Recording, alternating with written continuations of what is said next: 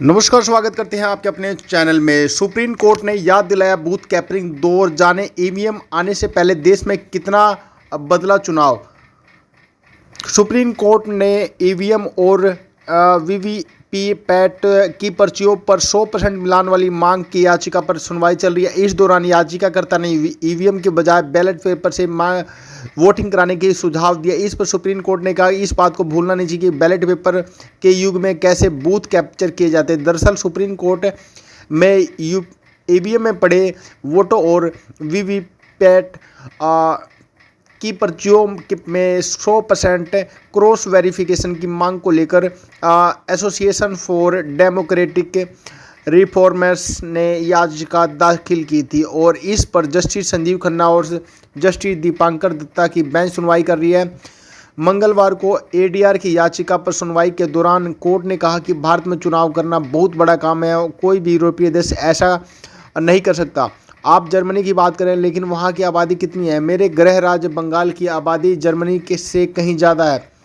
चुनावी प्रक्रिया पर भरोसा रखना चाहिए, सिस्टम को गिराने की कोशिश मत कीजिए।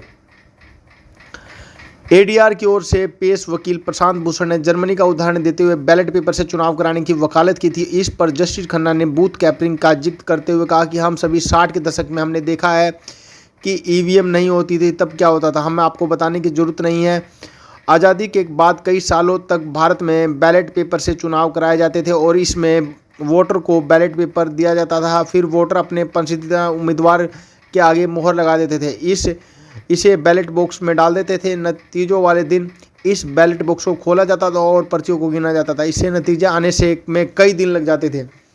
भारत में पहली बार चुनाव आयोग ने 1977 में सरकारी company electronic corporation of India को ईवीएम बनाने का टास्क दिया। 1979 में ईसीआईएल ने ईवीएम का प्रोटोटाइप पेश किया, जिसे 6 अगस्त 1980 को चुनाव आयोग ने राजनीतिक पार्टियों को दिखाया।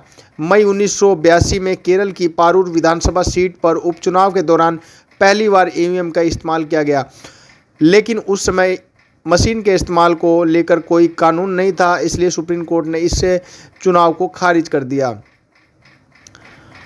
मई 2001 में पहली बार तमिलनाडु, केरल, पुडुचेरी और पश्चिम बंगाल की सभी विधानसभा सीटों पर ईवीएम से वोट डाले गए। 2004 के लोकसभा चुनाव में सभी 543 सीटों पर ईवीएम से वोट पड़े। तब से कहीं हर चुनाव में सभी सीटों पर ईवीएम से वोट डाले जा रहे हैं।